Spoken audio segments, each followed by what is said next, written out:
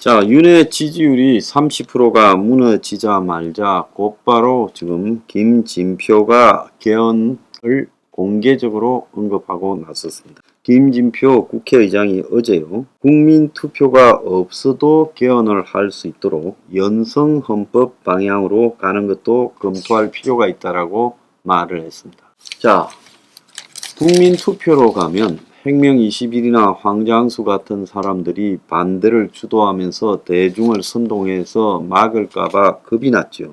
그래서 개헌을 국민투표 없이 쉽게 할 수 있어야 된다.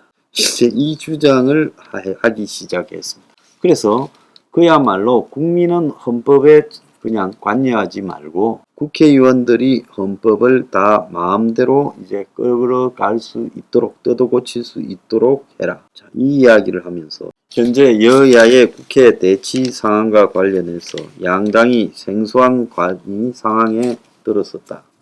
그래서 지금 국회는 야당이 지배하고, 그리고 정부는 여당이 끌고 가는데, 그 국회의 이 야당의 지배가 굉장히 강력해서 지금 한 국가의 두 개의 정치 권력이 다투는 그런 상황이 전개되고 있지요. 자, 그래서 이제 김진표가 국회의장이 되고 첫 기자회견을 했는데, 여기서 개헌 절차를 어렵게 만드는 것은 우리 사회 발전을 위해서도 안 좋다. 한국은 세계에서 가장 강한 경성헌법 국가고 굉장히 개헌 절차도 어렵다. 마지막에는 국민 투표도 붙여야 된다. 이런 경성헌법을 완화할 필요가 있다. 자, 헌법에서 경성헌법과 연성헌법의 차이는, 연성은 수시로 쉽게 헌법을 뜯어고치는 거고, 경성헌법은 좀처럼 헌법을 쉽게 고치지 못하게 하는 제도를 말하는 거겠죠.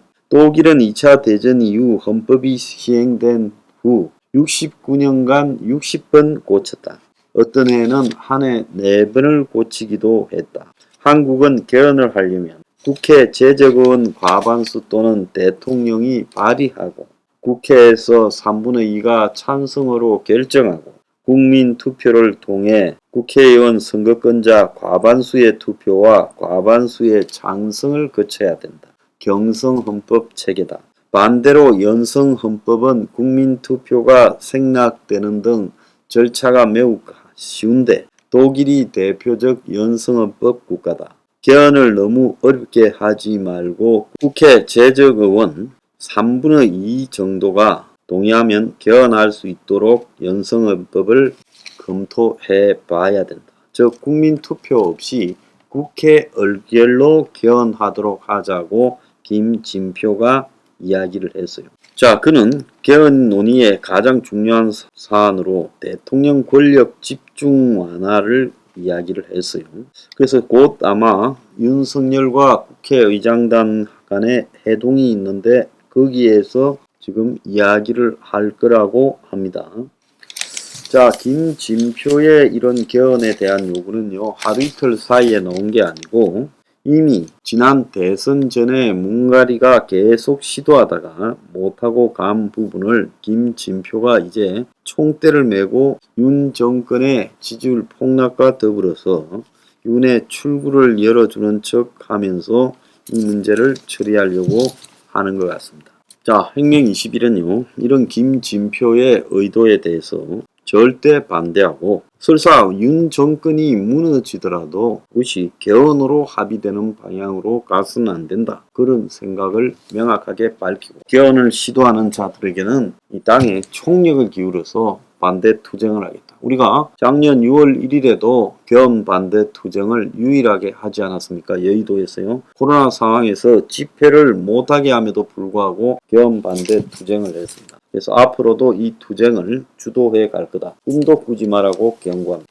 자, 오늘 아침 신문에 인구가 통계청 발표에 의하면 처음으로 작년에 줄기 시작했다. 그래서 대한민국이 인구가 주는 국가고 이대로 가면 5천만이 내년에 무너질 거라고 예측이 되고 있습니다. 자, 2020년이 인구가 좀 몇 명이라도 늘어난 마지막 해 5,182만 9천 명이고요. 2021년 작년에는 5,173만 8천 명으로 줄기 시작했습니다. 아마 코로나 초과 사망자 등 영향도 있을 거라고 봐요.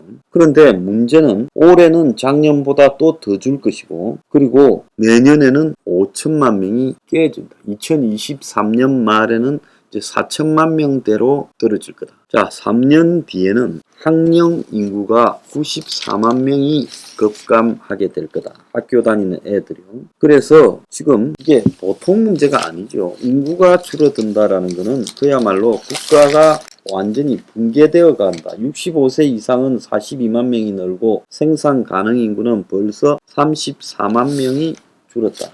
그래서 결국 1인 가구도요. 717만 6천 가구로 전체의 33.4. 정확히 3가구 중에 2가구는 1인 가구다라고 이야기도 지금 나오고 있습니다. 그래서 연평균 인구 증감률이 마이너스 0.2를 작년에 기록을 했어요. 자, 14년째 인구가 줄어들고 있는 일본. 일본은 지난 2008년에 1억 2,808만 명이 마지막으로 그 뒤부터 계속 줄어들고 있어요. 그래서 지금 올해는 7월달 현재 1억 2,484만 명으로 전년 같은 기간과 비교해서 1년 만에 85만 명이 줄었고 48년에 1억 밑으로 떨어질 거라고 추정이 되고, 그래서 14년째 인구가 줄어드니까 노동력이 100만 명 이상 부족하다는 거예요. 자, 이 문제와 관련해서 제가 하나 지금 우리 스포 15조에서 핵심적으로 주장해 왔는데 사회적으로 아무도 관심을 가지지 않는 부분을 지적하고자 합니다. 자, 인구가 줄어든다는 것은 핵심은요, 뭡니까? 태어나는 사람이 죽는 사람보다 더 숫자가 적다라는 거 아니겠습니까? 그러니까 줄어들잖아요. 그러니까 저출산이 핵심 아니겠습니까? 사람이 뭐 오래 살게 되는 거, 뭐 코로나로 최근에 좀 많이 죽었지만 그건 일시적인 거. 자, 그런데 이 태어난 애를 안 놓으려고 한다라. 그건 첫 번째는 결혼을 안 하고, 설사 결혼을 한 소수에 속해도 애를 안 놓으려고 한다. 그건 왜 그렇습니까? 주거 문제와 교육비, 사교육비 등의 감당이 안 되니까 이런 경쟁 세상에서 굳이 애를 낳아서 나도 고생하고 지도 고생할 필요 없다. 개나 한 마리 키우면서 편하게 살다 가자. 그 애 낳아서 키울 비용이면 인생의 질이 높게 살 수 있다. 뭐 대충 그런 거 아니겠습니까? 더 나아가서 집이라도 해결이 되면 애를 놓겠는데 집도 없이 애를 낳아서 감당 불가한 이 적자 인생을 살 수 없다. 뭐 그런 거 아니겠어요? 나 혼자도 어려운데 둘이 만났으면 얼마나 더 어렵고 애까지 생기면 셋, 넷이 될 건데 어떻게 살아가란 말이냐. 그래서 제가 인구 문제의 핵심은 10년 동안 150조를 출산 증가를 위해서 잡다하게 분산적으로 써봤자 안 늘어나고 오히려 더 감소했잖아요. 그러면 지금까지 한국에서 시도했던 모든 종류의 인구 증가 정책은 실패했죠. 10년 동안 쓴 150조를 이 국가적 아파트 원가 판매에 투입해서 땅을 확보하고 그리고 그걸 짓고, 물론 공짜가 아니라 돈을 받고 원가로 주는 거죠. 그러면 그 원가로 주게 될 때 여러 가지 비용이나 이런 부분들이 들어가는 게 그게 150조로 감당을 하면 충분했을 거다. 자, 그랬더라면 지금 어떻게 됐겠습니까? 대다수의 결혼하는 젊은이들이 곧 집을 가지게 되고, 그리고 집 문제에 대해서 크게 많은 비용 부담이 들어가지 않고 이미 자기 집이 된 상태에서 모기지로 30년씩 한 달에 4, 50만 원만 갚아가면 끝난다는 거예요.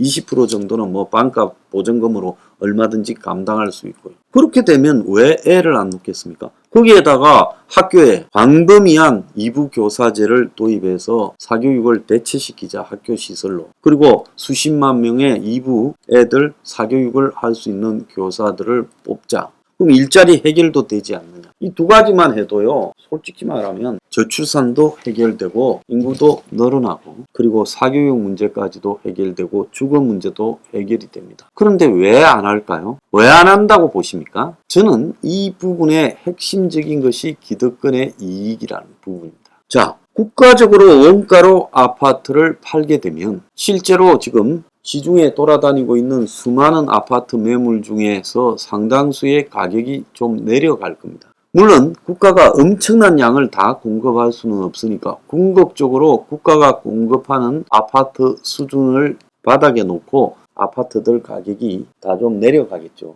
이렇게 내려가는 부분에 대한 저항감, 집이라도 하나 있으면 거기에 기득권 의식을 가지고 이런 거 해서는 안 된다. 또 심지어 부자들은 자기 수입의 대부분이 부동산에서 오니까 더더욱이 나의 부동산 가격 비쌀수록 좀 더 많이 내려갈 수도 있어요. 부동산이 투기가 아니라 그냥 주거 공간으로 변하게 되면요. 그러니까 내가 부동산으로서 얻고 있는 소득을 포기하기 싫다라는 그런 이기적인 생각이 오늘날 한국의 인구 감소를 막을 수 있는 원가로 아파트를 판매하는 부분에 대한 이 아이디어가 있는데 그걸 못하게 하는 겁니다. 그럼 할 수 있는 방법이 있는데 그걸 하지 않고 부동산 투기 사회를 열어서 끌고 가는 이 정치인과 대통령이라는 사람들, 이 정상적인 사람들이 나 정상이 아니라고 보고 있어요. 이게 사회주의적 정책이라고요? 싱가포르는 사회주의 국가라서 이런 거 합니까? 이제는 사회주의고 자본주의고 필요 없어요. 사람이 살고 보는 것이 중요하지 뭔 너무 자본주의 사회주의 따집니까?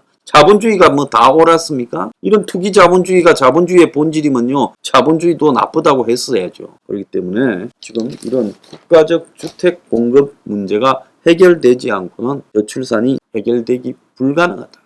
이걸 알아야 됩니다.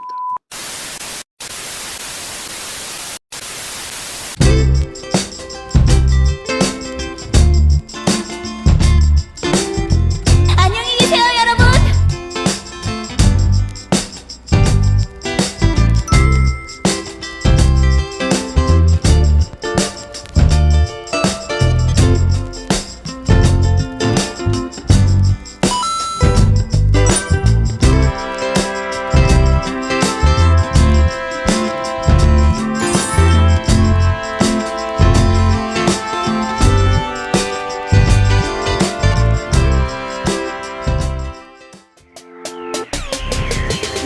Revolution 21.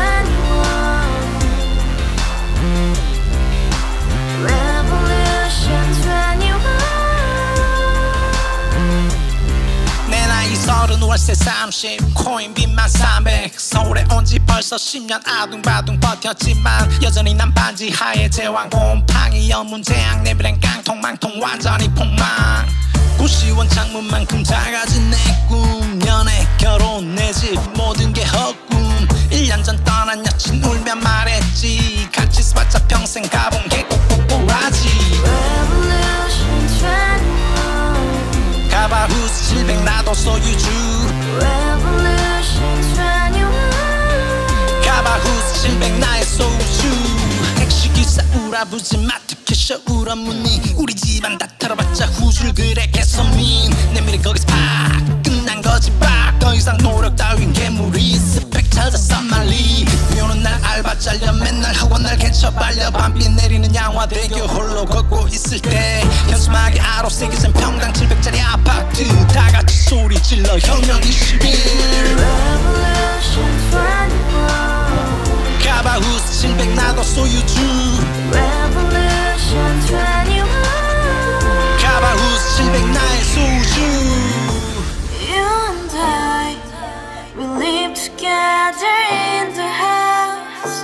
Brand new day, and your dream had just begun. Yeah